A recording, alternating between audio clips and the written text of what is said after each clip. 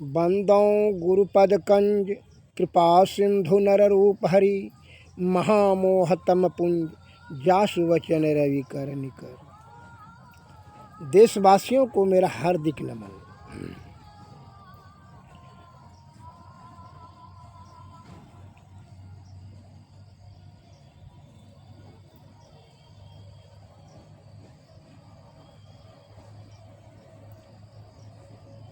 विद्वान का एक विचार आया है, sympathy is greater than gold, अर्थात सोने से सहानुभूति बहुत ज़्यादा कीमत रखता है। सहानुभूति अनमोल है, उसका कीमत का अंदाज़ा नहीं लगाया जा सकता है, असीमित है।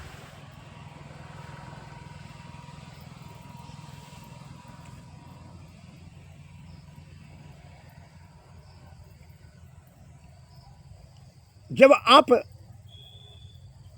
धन की महत्ता देने लगते हैं तो आपका मस्तिष्क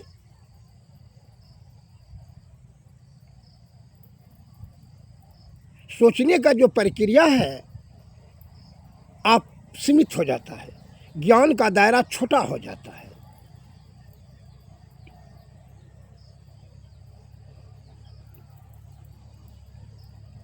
और जब अलौकिक चीज़ की प्राप्ति करनी हो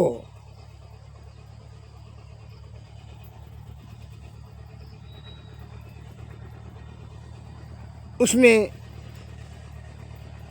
आत्मज्ञान की जरूरत है। यह चर्म चक्षु से जो चीज़ आप देखते हैं उसको सत्य मानते हैं, लेकिन ज्ञान के दृष्टि से देखें, अंतःकरण इंद्रिया में जो चक्षु है अंतर्दृष्टि से उसको कहता है आत्मबोध, आत्मज्ञान, सूक्ष्म चक्षु। ज्ञान रूपी चक्षु से आप कोई चीज़ को देखेंगे तभी जो है वह अलौकिक चीज़ दिखाई पड़ेगा। जैसे हवा है, दर्द है, सुगंध, बदबू, सुगंध है, हानि और लाभ है, ईश्वर है, उनकी कृपा है, आशीर्वाद है, वह अलौकिक सब चीज़ है। वह ज्ञान चक्षु से ही देखा जा सकता है। जैसे मैं लोकल उदाहरण देना चाहता हूँ कि जज साहब ने वहाँ जजमेंट दे रहे हैं कोर्ट में बैठ करके, उसने कभी ना हत्या करते हुए देखा ना चोरी डकैती करते हुए देखा। वहाँ से बैठे बैठे कैसे जजमेंट देता है कचहरी में बैठे बैठे? वो ज्ञान के चक्षु से समझ लेता है, जान जाता है कि सचमुच में यह दंड के देने के योग्य है, अपराधी है। उनके शब्द से, उनके हाव भाव से, चाल चलन से। तो हमारे संत महात्मा लोग ये चीज़ को जान लिया कि यह नश्वर शरीर है, इसको नाश तो निश्चित है। चाहे हम अपराधी रहें या सत्संगी रहें या बदसंगी रहें या पापी रहें या धर्मात्मा रहें, यह शरीर को तो नाश निश्चित है, लेकिन बचाना किसको है, सुरक्षित किसको करना, सुव्यवस्थित करना किसको है और सुख किसको पहुंचाना है, वह है जीवात्मा। तो जीवात्मा ही तो परमात्मा का अंश है, उसी पर तो यह शरीर का खेल है। वह सूक्ष्म जीव ही निकल जाता है ना, तो कहते हैं सब हो गया, लाश हो गया, मर गया।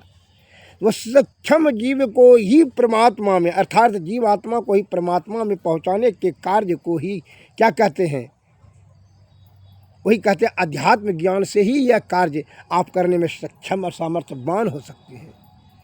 उसके लिए आप सदगुरु के शरण में, सत्संग में जाएं, सत्य रूपी नाव पर सवार हो जाएं,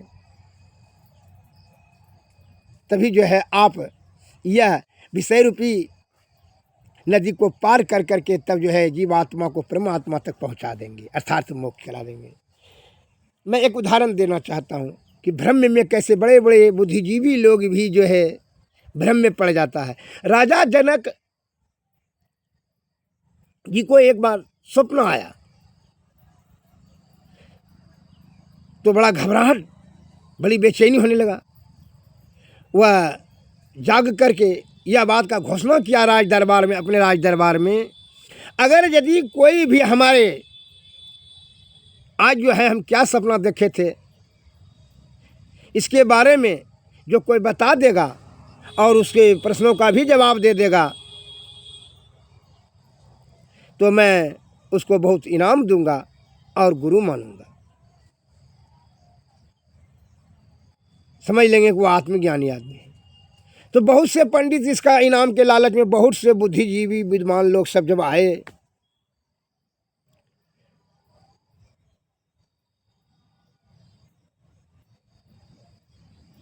दो चार 10,000 विद्वान सब आकर के राज दरबार में जमा हो गए इनाम के लालच में।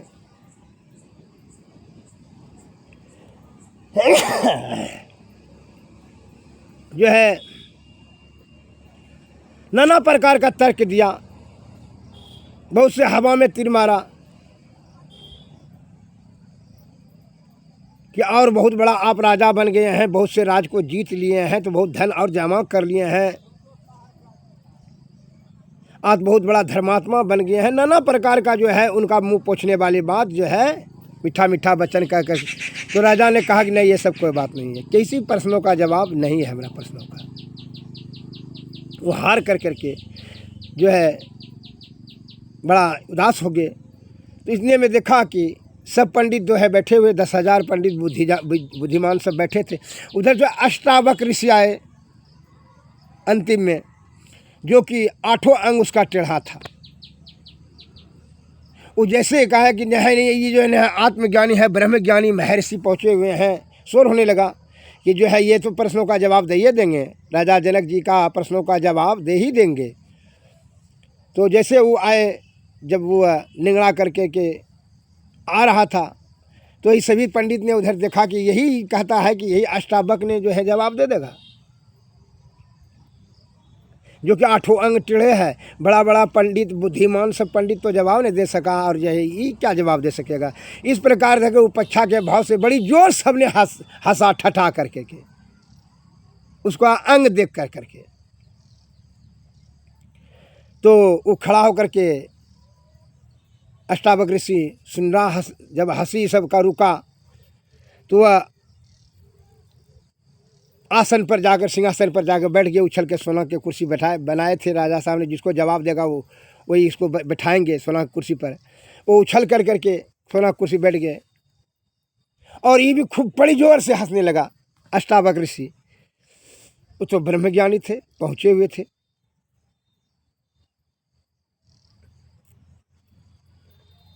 तो सभी पंडित ने प्रश्न किया,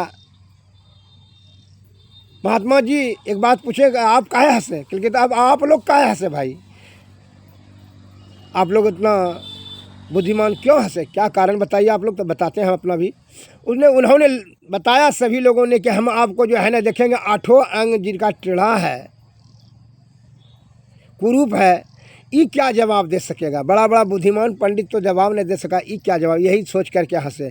क्योंकि अच्छा तो हमारा चमड़ी देख करके आप लोग हंसे, तो हम क्या हंसे, इसीलिए हम हंसे कि भाई कि यहाँ जो है 10,000 इतना बड़ा बड़ा जो है बुद्धिमान, सुने कि बुद्धिमान सब आया है राज के दरबार में, लेकिन यहाँ तो देखते हैं कि सब चमारे सब जमा हो गया है। चमड़ी चिन्हने वाला तो अक्सर चमार ही है, होता है, ऐसा हम सुने हैं। तो आप चमड़ी देख करके, कोई ज्ञान को तो देखा नहीं, ज्ञान को नहीं देखेगा, ज्ञानी आदमी तो ज्ञान को नहीं देखेगा। तो चमड़ी देख करके हंसने वाला, इसका मतलब है कि चमारे सब जमा है, पंडित तो यहाँ ज्ञानी है नहीं कोई। यही सोच करके हम हंसे।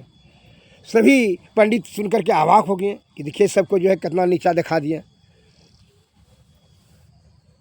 इसलिए हे हमारे देश के प्यारे सज्जनों, आप ज्ञान का परख कीजिए। जैसे ज्ञानी, समझ लीजिए, ज्ञानी का